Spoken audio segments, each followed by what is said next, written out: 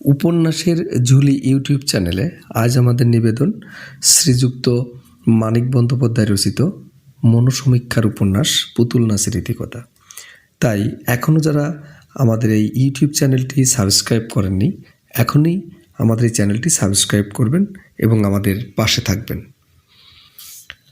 খালের ধারে প্রকাণ্ড বটগাছটার গুড়িতে ঠেস দিয়া হারু ঘোষ দাঁড়াইয়া ছিল। আকাশের দেবতা সেইখানে তাহার দিকে চাইয়া কটাক্ষ করিলেন। হারুর মাথার কাঁচা পাকা চুল আর মুখের বসন্তের দাগ ভরা রুক্ষ চামড়া ঝলসিয়া পুড়িয়া গেল। সে কিন্তু কিছুই টের পাইল না। শতাব্দীর পুরাতন তরুটির মুখ অবচেতনার সঙ্গে 51 বছরের আত্মমমতায় গড়িয়া তোলা চিন্ময় জগৎটি তার চোখের পলকে লুপ্ত হইয়া গিয়াছে। কটাক্ষ করিয়া আকাশের দেবতা দিগন্ত কাঁপাইয়া এক হুঙ্কার ছাড়িলেন। তারপর জোরে বৃষ্টি ছাপিয়া আসিল। বটগাছের ঘন পাতাতেও বেশিক্ষণ বৃষ্টি আটকাইল না। হারু দেখিতে দেখিতে ভিজিয়া উঠিল। স্থানটিতে ওজনের ঝাঁঝালো সামুদ্রিক গন্ধ ক্রমে মিলাইয়া আসিল। অদূরের ঝোপটির ভিতর হইতে কেয়ার সুমিষ্ট গন্ধ ছড়াইয়া পড়িতে আরম্ভ করিল। সবুজ রঙের সরু লিকে একটা সাপ একটি কেয়াকে পাকে পাকে জড়াইয়া ধরিয়া আচ্ছন্ন হইয়াছিল। গায়ে বৃষ্টির জল লাগাই ধীরে ধীরে পাক খুলিয়া ঝোপের বাহিরে আসিল। ক্ষণকাল স্থিরভাবে কুটিল অপলক চোখে হারুর দিকে চাহিয়া থাকিয়া তার দুই পায়ের মধ্যে দিয়াই বটগাছের কোঠরে অদৃশ্য হইয়া গেল। হারুকে সহজে এখানে কেউ আবিষ্কার করিবে এরূপ সম্ভাবনা কম। এদিকে মানুষের বসতি নাই। এদিকে আসিবার প্রয়োজনও কাহারও বড় একটা হয় না। সহজে কেহ আসিতেও চায় না। গ্রামের লোক ভয় করিতে ভালোবাসে। গ্রামের বাহিরে খালের ওপারে ঘন জঙ্গল ও গভীর নির্জনতাকে তাহারা ওই কাজে লাগাইয়াছে। ভূত প্রেতের অস্তিত্ব হয়তো গ্রামবাসীরই ভীরু কল্পনায়, কিন্তু স্থানটি যে সাপের রাজ্য তাহাতে আর সন্দেহ নাই। দিনের আলো বজায় থাকিতে থাকিতে বাজিতপুরের দু একটি সাহসী পথিক মাঠ ভাঙিয়া আসিয়া ঘাসের নিচে অদৃশ্যপ্রায় পথরেখাটির সাহায্যে পথ সংক্ষেপ করে।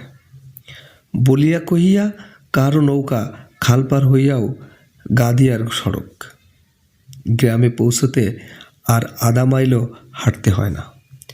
চণ্ডীর মা মাঝে মাঝে দুপুরবেলা এদিকে কাঠ কুড়াইতে আসে। যামিনী কবিরাজের চেলা সপ্তাহে একদিন গুল্মলতা কুড়াইয়া লইয়া যায়। কার্তিক অগ্রহায়ণ মাসে ভিন গায়ের সাপুড়ে কখনো সাপ ধরিতে আসে। আর কেহ ভুলিয়াও এদিকে পা দেয় না। বৃষ্টি থামিতে বেলা কাবার হইয়া আসিল। আকাশের এক প্রান্তে ভীরু লজ্জার মতো একটি রঙের আভাস দেখা দিল। বটগাছের শাখায় পাখিরা উড়িয়া আসিয়া বসিল এবং কিছু দূরে মাটির গায়ের গর্ত হইতে উইয়ের দল পাখা মেলিয়া আকাশে উড়িতে দেখিয়া হঠাৎ আবার সেই দিকে উড়িয়া গেল। হারুর স্থায়ী নিস্পন্দতায় সাহস পাইয়া গাছের কাঠবিড়ালটি একসময় নিচে নামিয়া আসিল। ওদিকে বুধি গাছের ডালে একটা গিরগিটি কিছুক্ষণের মধ্যেই অনেকগুলি পোকা আয়ত্ত করিয়া ফেলিল। মরা শালিকের বাচ্চাটিকে মুখে করিয়া সামনের মাঠ দিয়া সপ সপ করিয়া পার হইয়া যাওয়ার সময় একটা শিয়াল বারবার মুখ ফিরাইয়া হারুকে দেখিয়া গেল। ওরা টের পায়। কেমন করিয়া টের পায় কে জানে। শশী বলিল, নৌকা ওদিকে সরিয়ে নিয়ে যা গোবর্ধন, ওই শেওড়া গাছটার কাছে, এখান দিয়ে নামানো যাবে না। বটগাছটার সামনাসামনি খালের পাড় অত্যন্ত ঢালু, বৃষ্টিতে পিচ্ছিল্য হইয়া আছে। গোবর্ধন লগি ঠেলিয়া নৌকা পাশের দিকে সরাইয়া লইয়া গেল। 7 মাইল তফাতে নদীর জল 24 ঘন্টায় 3 হাত বাড়িয়াছে। খালে স্রোতও বড় কম নয়। শেওড়া গাছের একটা ডাল ধরিয়া ফেলিয়া নৌকা স্থির করিয়া গোবর্ধন বলিল, আপনি লয়ে বসবে এসো বাবু, আমি লাবাচ্ছি। শশী বলিল, ধুর হতবাগা, তোকে শুতে নেই। গোবর্ধন বলিল, সুলামি বা কে জানছে, আপনিও ধুমসো মরাটাকে লাবাতে পারবেন কেন? শশী ভাবিয়া দেখিল কথাটা মিথ্যে নয়। পড়িয়া গেলে হারু সর্বাঙ্গে কাদা মাখিয়া যাইবে, তার চেয়ে গোবর্ধন ছুঁইলে সবের আর এমন কি বেশি অপমান? অপঘাতে মৃত্যু হইয়াছে মুক্তি হারুর, গোবর্ধন ছুঁইলেও নাই, না ছুঁইলেও নাই। আই তবে দুজনে ধরেই নামাই। গাছের সঙ্গে টেনে নৌকা বাঁধা, সরে গেলে মুশকিল হবে। আচ্ছা, আলোটা আগে জ্বেলে নে গোবর্ধন, অন্ধকার হয়ে এলো। আলো জ্বালিয়া শেওড়া গাছের সঙ্গে নৌকা বাঁধিয়া গোবর্ধন উপরে উঠিয়া গেল। দুজনে ধরাধরি করিয়া হারুকে তার সাবধানে নৌকায় নামিয়া আনিল। শশী নিঃশ্বাস ফেলিয়া বলিল, দে নৌকা খুলে দে গোবর্ধন, আর দেখ ওকে আর শুস নে, আমার শোবার দরকার। শশী শহর হইতে ফিরিতেছিল। নৌকায় বসিয়াই সে দেখিতে পায় খালের মনুষ্যবর্জিত তীরে সন্ধ্যার আবছা আলোয় গাছে ঠেস দিয়া ভূতের মতো একটা লোক দাঁড়াইয়া আছে। পাগল ছাড়া এ সময় সাপের রাজ্যে মানুষ ওভাবে দাঁড়াইয়া থাকে না। শশীর বিস্ময় ও কৌতূহলের সীমা ছিল না। হাঁক ডাক দিয়া সাড়া না পাইয়া গোবর্ধনকে সে নৌকা ভিড়াইতে বলিয়াছিল। গোবর্ধন প্রথমে রাজি হয় নাই। এখানে এমন সময় মানুষ আসিবে কোথা হইতে? শশীরও চোখের ভুল। সত্য সত্যই সে যদি কিছু দেখিয়াও থাকে, সে কিছুটির ঘনিষ্ঠ পরিচয় লইয়া আর কাজ নেই। মানে মানে এবার বাড়ি ফেরাই ভালো। কিন্তু শশী কলকাতার কলেজে পাশ করিয়া ডাক্তার হইয়াছে। গোবর্ধনের কোনো আপত্তিতেই সে তোলে নাই। বলিয়াছিল, ভূত যদি হয় তো বেঁধে এনে পোষ মানাবে গোবর্ধন। নৌকা ফেরা। তখনও আকাশে আলো ছিল। হারুর চারিপাশে কচু পাতায় আটকানো জলের রূপালী রূপ একেবারে নিভিয়া যায় নাই। কাছে গিয়া হারুকে দেখিবা মাত্র শশী চিনিতে পারিয়াছিল। ওরে গোবর্ধন, এ যে আমাদের হারু, এখানে ও এলো কি করে? গোবর্ধনের মুখে অনেকক্ষণ কথা সরে নাই। শেষে সভয়ে চাপা গলায় জিজ্ঞাসা করিয়াছিল, মরে গেছে কিনা ছোটবাবু? মরে গেছে, বাস পড়েছিল। আহ, চুলগুলো বেবাক জ্বলে গেছে গো। হারুর বদলে আর কেউ হইলে যে মানুষটা মরিয়া গিয়াছে তার চুলের জন্য গোবর্ধনকে শোক করিতে শুনিয়া শশীর হইতো হাসি আসিত। কিন্তু গ্রামের বাহিরে হারুকে এ অবস্থায় আবিষ্কার করিয়া তার মনে অত্যন্ত আঘাত লাগিয়াছিল। হারুর ছেলেমেয়ে আছে, আত্মীয় বন্ধু আছে, সকলের চোখের আড়ালে একটা গাছের নিচে ওর একা একা মরিয়া যাওয়া কি শোচনীয় দুর্ঘটনা। গোবর্ধনের কথায় তার মন বিষণ্ণ হইয়া গেল। গোবর্ধনের বুকের মধ্যে টিপ টিপ করিতেছিল। এখানে দাঁড়াইয়া থেকে আর কি হবে ছোটবাবু? গায়ে খবর দিয়ে চলো। এমনিভাবে ফেলে রেখে চলে যাব গোবর্ধন? তার আর করছো কি? গা থেকে লোকজন নিয়ে ফিরিতে ফিরিতে শিয়ালে যদি টানাটানি আরম্ভ করে দেয়। গোবর্ধন শিহরিয়া বলিয়াছিল, তবে কি করিবে ছোটবাবু? হাঁক তো, কেউ যদি আসে। কিন্তু এই বাদল সন্ধ্যায় আশেপাশে কে আছে যে হাঁকিলে ছুটি আসিবে? নিজের হাঁক শুনিয়া গোবর্ধন নিজেই চমকাইয়া উঠিয়াছিল। আর কোনো ফল হয় নাই। রসুলপুরের হাটের দিন খালে অনেক নৌকা চলাচল করে। আজ কতক্ষণে আরেকটি নৌকার দেখা মিলিবে, একেবারে মিলবে কি না তাহারও কিছু স্থিরতা নাই।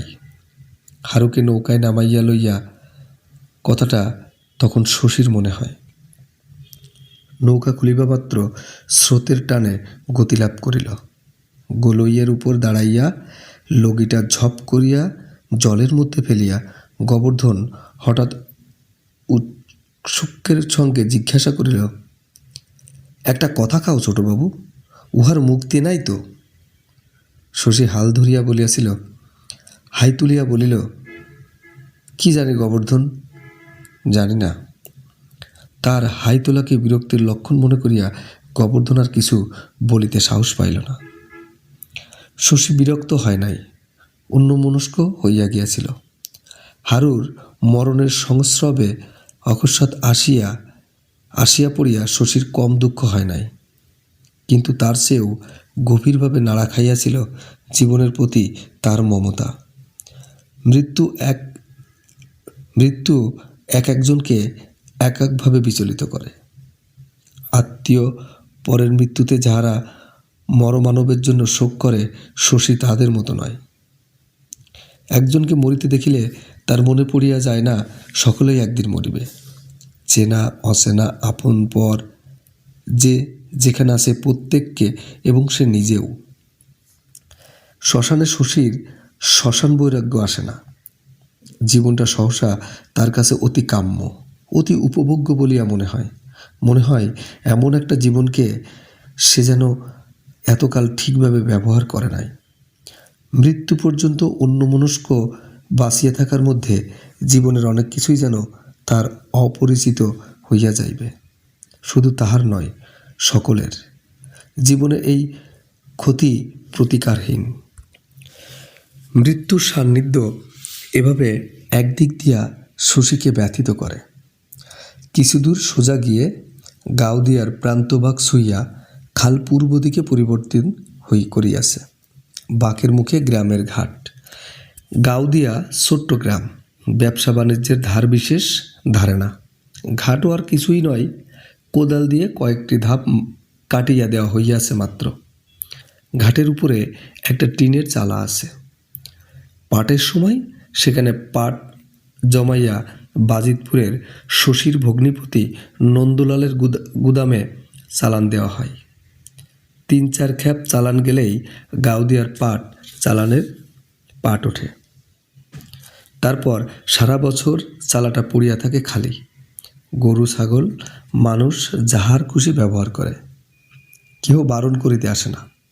চালার সামনেই চণ্ডীর মার ছেলে চণ্ডী সারাদিন একটা কাঠের বাক্সের উপর কয়েক প্যাকেট লাল নীল কাগজে মোড়া বিড়ি ও রেকাবাতিতে ভিজিয়া ন্যাকড়ায় ঢাকা দিয়া খিলিপান সাজাইয়া বসিয়া থাকে।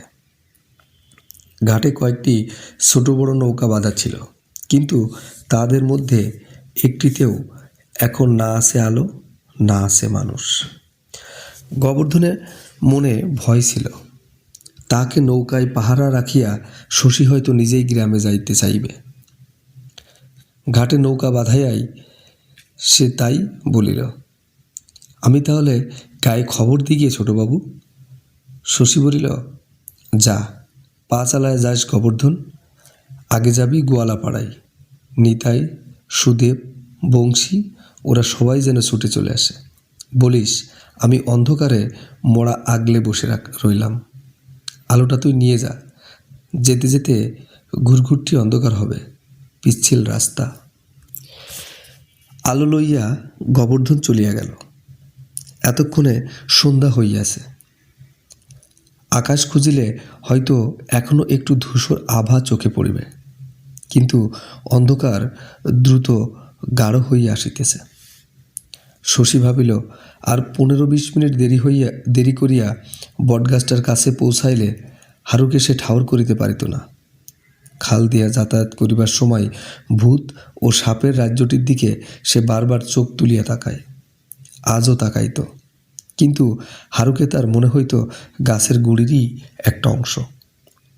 হয়তো মানুষের আকৃতির সঙ্গে গাছের অংশটির সাদৃশ্য লক্ষ্য করিয়া আর হারুর পরনের কাপড়ের শ্বেতাভাব রহস্যটুকুর মানে না বুঝিয়া তার একটু শিহরণ জাগিত মাত্র।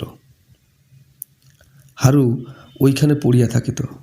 কতদিন পরে শিয়ালের দাঁত ও শকুনের চঞ্চুতে ছাপ করা হাড় কয়েকখানি তার মানুষ আবিষ্কার করিত কে জানে। পঞ্চুকে চণ্ডীর মা যেমন আবিষ্কার করিয়াছিল। সর্বঙ্গে খাবলা পচা মাংস, কোথাও হাড় বাহির হইয়া পড়িয়াছে, দুই হাতের মুঠোর প্রকাণ্ড খড়ির সাপটা শুকাইয়া একেবারে চাহিয়া আছে। স্রোতের বেগে নৌকা মৃদু মৃদু দুলছেছিল। নৌকার গলুইয়ের সে দোলন একটা জীবন্ত প্রাণীর অস্থিরতার মতো পৌঁছাইতেছে। নড়িয়া চড়িয়া শশী একসময় সোজা হইয়া বসে। মনে একটা বিড়ি ধরাইবার ইচ্ছা জাগিতেছিল, কিন্তু সেইটুকুও উৎসাহ সে যেন পায় না। তার চোখের সামনে চারিদিক ক্রমে গাঢ় অন্ধকার ঢালিয়া যায়। তীরের গাছগুলি জমাট বাঁধা অন্ধকারের রূপ নেয়। জলের উপর জনহীন নৌকা কখনো হালকা ছায়ার মতো আলগোছে ভাসিতে থাকে। মাথার উপর দিয়া অদৃশ্যপ্রায় কতগুলি পাখি শা শা শব্দ করিয়া উড়িয়া যায়। চারিদিকে জোনাকি ঝিকিমিকি করিতে আরম্ভ করে। এত কাছেও হারুর মুখ ঝাপসা হইয়া যায়। তার মুখখানা ভালো করিয়া দেখিবার চেষ্টায় ব্যর্থ হইয়া সে যে মরিয়া গিয়াছে এই সত্যটা শশী যেন আবার নূতন করিয়া অনুভব করে। ভাবে, মরিবার সময় হারু কি ভাবিতেছিল কে জানে। কোনো কল্পনা, কোনো অনুভূতির মাঝখানে তার হঠাৎ ছেদ পড়িয়াছিল। মেয়ের জন্য পাত্র দেখিতে হারু বাজিতপুর গিয়াছিল এটা শশী জানিত। পথ সংক্ষেপ করিবার জন্য এই বিপথে সে পাড়ি জমাইয়াছিল। পথ তাহার সংক্ষিপ্তই হইয়া গেল, পাড়িও জমিল ভালোই। ঘণ্টা দুই পরে গোটা তিনেক লণ্ঠন সঙ্গে করিয়া হারুর 7-8 জন স্বজাতি আসিয়া পড়িল। নিস্তব্ধ ঘাটটি মুহূর্তে হইয়া উঠিল মুখরিত। শশী সাগ্রহে জিজ্ঞাসা করিল, নিতাই এসেছে? নিতাই? নিতাই সাড়া দিল, আজ্ঞে, এই যে আমি ছোটবাবু। নিতাইয়ের দায়িত্ব জ্ঞান প্রসিদ্ধ। শশী অনেকটা ভরসা পাইল। হারুর বাড়িতে খবর দেওয়া হয়েছে নিতাই? হয়েছে ছোটবাবু। আলো উঁচু করিয়া ধরিয়া সকলে তারা ভিড় করিয়া হারুকে দেখিতে লাগিল। গোবর্ধনের কাছে ব্যাপারটা তারা আগাগোড়া শুনিয়াছিল, শশীর কাছে আর একবার শুনিল। তারপর ঘাটের খাঁচের উপর উবুর হইয়া বসিয়া আরম্ভ করিয়া দিল জটলা। কিছুক্ষণের মধ্যে শশীর মনে হইল হারুর পরলোক গমন ওদের কথার মধ্যেই এতক্ষণে শোচনীয় হইয়া উঠিতেছে। বর্ষণকান্ত বিষণ্ণ রাতে কালিপড়া লণ্ঠনের মৃদু রঙিন আলোয় হারুর জীবনের টুকরো টুকরো ঘটনাগুলি যেন দৃশ্যমান ছায়াছবির রূপ গ্রহণ করিয়া চোখের সামনে ভাসিতে লাগিল। হারুর পরিবারের ক্ষতি ও বেদনার প্রকৃত উপলব্ধি যেন এতক্ষণে শশী আয়ত্ত করিতে পারিল। সে বুঝিতে পারিল সংসারে হারু যে কতখানি স্থান শূন্য রাখিয়া গিয়াছে এই অশিক্ষিত মানুষগুলির মনের মাপকাঠি দিয়াই তার পরিমাপ সম্ভব। এতক্ষণে হারুর অপমৃত্যুকে সে বুঝিতে পারে নাই। হারুকে সে আপনার জগতে তুলিয়া লইয়াছিল, যেখানে শূন্য করিয়া রাখিয়া যাইবার মতো স্থান হারু কোনোদিন অধিকার করিয়াছিল কিনা সন্দেহ। নীরবে শশী অনেকক্ষণ তাহাদের আলোচনা কান পাতিয়া শুনিল। শেষে রাত বাড়িয়া যাইতেছে খেয়াল করিয়া বলিল, তোমরা তাহলে আর বসে থেকো না নিতাই, রসিকবাবুর বাগান থেকে বাঁশ কেটে এনে একটা মাচা বেঁধে ফেলো। নিতাই প্রশ্ন করিল, সোজামশান বিলে নিয়ে যাবে ঠা ছোটবাবু? শশী বলিল, না, ওর বাড়িতে একবার নামাতে হবে। হারুকে সোজাসুজি শ্মশানে লইয়া গেলে অনেক হাঙ্গামা কমিত, কিন্তু হাবুর মেয়ে মতির জ্বর। সকলে শ্মশানে আসিলেও সে আসিতে পারিবে না। তাহাকে একবার না দেখাইয়া হারুকে পোড়াইয়া ফেলিবার কথাটা শশী ভাবিতেও পারিতেছিল না। মতির কাছে খবরটা এখন কয়েকদিনের জন্য চাপিয়ে যাওয়ার বুদ্ধিও বাড়ির কাহারও হইবে কিনা সন্দেহ। মতি জানিতে পারিবে তাহার জন্য বর খুঁজিতে গিয়া ফিরবার পথে হারু অপঘাতে প্রাণ দিয়াছে। জ্বর গায়ে এই বর্ষার রাত্রে হয়তো সে শ্মশানে ছুটি আসিবে। জোর করিয়া বাড়িতে আটকাইয়া রাখিলে সকলকেই হয়তো সে ক্ষমা করিবে, নিয়তিকে পর্যন্ত, কিন্তু শশীকে সে সহজে মার্জনা করিবে না। বলিবে, আপনি থাকিতে আমাকে একটিবারও না দেখাইয়া বাবাকে ওরা পুড়িয়া ফেলিয়াছিল গো। রসিকবাবুর বাগান হইতে বাঁশ কাটিয়া আনিয়া মাচা বাঁধা হইল। তারপর মাচায় শোয়াইয়া হরিবোল দিয়া মাচাটা তাহারা কাঁধে তুলিয়া লইল। শশী বলিল, এখন তোমরা হরিবোল দিও না, হারু শ্মশান যাত্রা করেনি, বাড়ি যাচ্ছে। কথাটা এমন করিয়া শশী ইচ্ছা করিয়া বলে নাই। নিজের কথায় নিজেরই চোখ দুটি তার সজল হইয়া উঠিল। রাস্তাটি চড়া মন্দ নয়, কিন্তু কাঁচা। বর্ষাকালে কোথাও 1 হাঁটু কাদা হয়, কোথাও এঁটেল মাটিতে বিপজ্জনক রকমের পিচ্ছিল হইয়া থাকে। হারুর গাড়ির চাকাটিতেই গরুর গাড়ির চাকাতেই রাস্তাটি সর্বনাশ করে সবচেয়ে বেশি। বর্ষার পর কাদা শুকাইলে মনে হয় আগাগোড়া যেন লাঙ্গল দিয়া চষিয়া ফেলা হইয়াছে। শীত পড়িতে পড়িতে পথটি আবার সমতল হইয়া যায় সত্য, কিন্তু লক্ষ লক্ষ ক্ষতের উঁচু নিচু সীমানাগুলি গুড়া হইয়া এত ধুলা হয় যে পায়ের পাতা ডুবিয়া যায়। ফাল্গুন চৈত্র মাসে বাতাসে ধুলা উড়াইয়া দুপাশের গাছগুলিকে বিবর্ণ করিয়া দেয়। গ্রামে ঢুকিবার আগে খালের সঙ্গে সংযুক্ত নালার উপর একটি পুল পড়িল। পুলের নিচে স্রোতের মুখে জাল পাতিয়া নবীন মাঝি সেই অপরাহ্ন হইতে বুক জলে দাঁড়াইয়া আছে। নিতাই ডাক দিয়া বলে, কি মাছ পড়িল মাঝি? নবীন বলে, মাছ কোথা ঘোষমশাই, জল বড় বেশি গো। মাগুর টাগুর পেলে নাকি নবীন? পেলে আমাকে একটা দিস, ছেলেটা কাল পথ্যি করিবে। নবীন মিথ্যা জবাব দেয়, বলে, জলে দেউড়িয়ে কি মাছ কথা কইছে? এত জলে মাছ পড়ে না। ইদিকে 3 হাত হাঁপ রইয়াছে দেখছিনি। হারুর মরণের খবরটা সে শান্তভাবে গ্রহণ করে। বলে, লোক বড় ভালো ছিল গো, জগতে 70 নেই। তারপর বলে, ই বছর জান ঘোষ মশাই অদেষ্ট সবার মন্দ, 3 বর্ষা নাবল না, এর মধ্যে জল কামড়াতে নেগেছে। দিন নাই রাত্রি নাই, জলে স্থলে নবীনের কঠোর জীবন সংগ্রাম। দেশ সঙ্গে মনও তার হাজিয়া গিয়াছে। হারুর অপমৃত্যুতে বিচলিত হওয়ার সময় তাহার নাই। অথচ এদিকে মমতাও জানে 10 বছরের ছেলেটা বিকাল হইতে পুলের উপর ঠায় দাঁড়াইয়া আছে। জলে নামিয়া বাপের মতো সেও মাছ ধরিতে চায়, কিন্তু নবীন কোনো মতে অনুমতি দিবে না। রেতে লয় বাপ, জ্বর হইবে, কাল বিহানে আসিস। বিহানে জল রইবিনি বাবা? রইবিনি, আবার তোর ডুব জল হবে জানিস। পুল পার হইয়া কিছু দূর অবধি রাস্তার দুপাশে শুধু চষা ক্ষেত, তারপর গ্রাম আরম্ভ। এদিকে বসতি কম। রাস্তার দক্ষিণে ঝোপঝাপের বেষ্টনীর মধ্যে পৃথক কয়েকটা ভাঙাচোরা ঘর বৃষ্টিতে ঘরে বাইরে ভিজিয়াছে।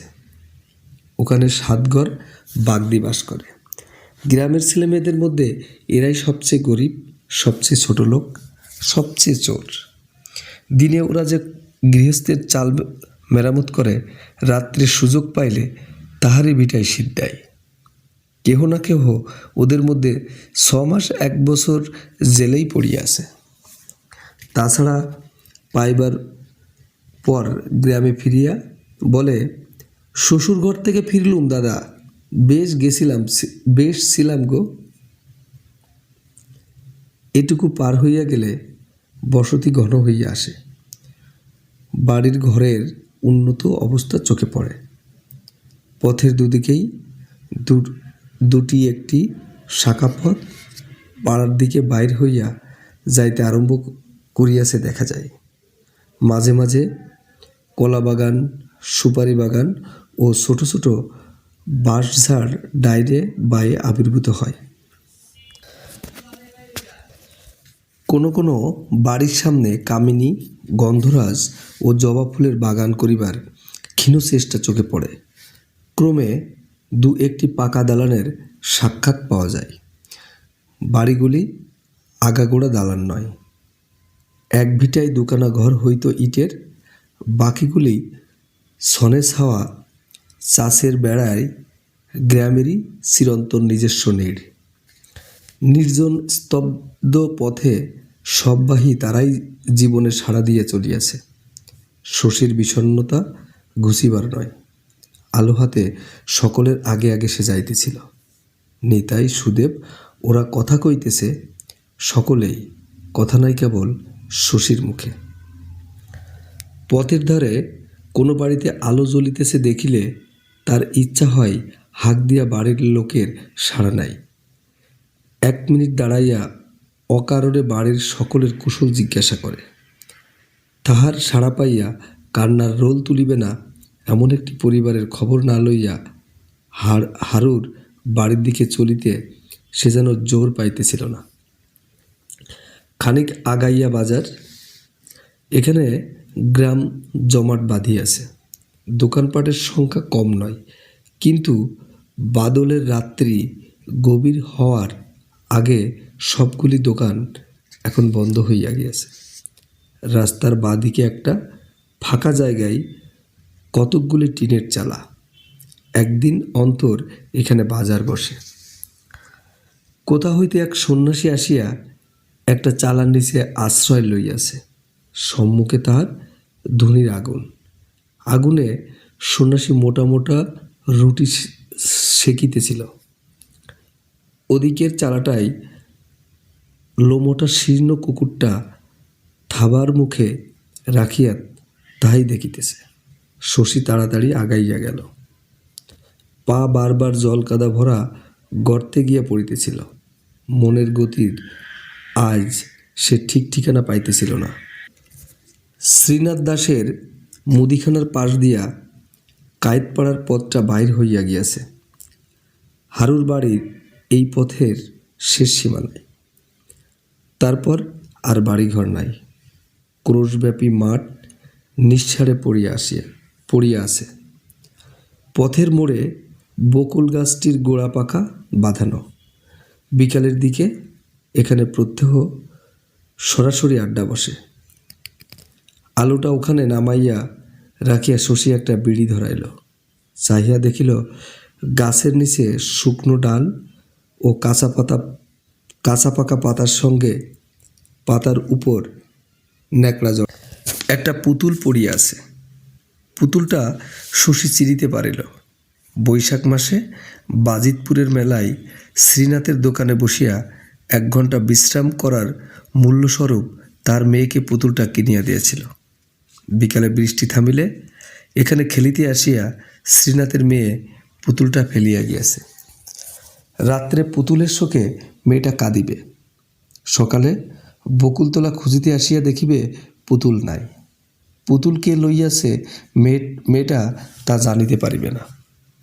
শশী কেবল অনুমান করিতে পারিবে যামিনী কবিরাজের বউ ভোর ভোর বকুলতলা ঝাড় দিতে আসিয়া দেখিতে পাইয়া তুলিয়া লইয়া গিয়াছে। যামিনী কবিরাজের বউ চোরও নয়, পাগলও নয়।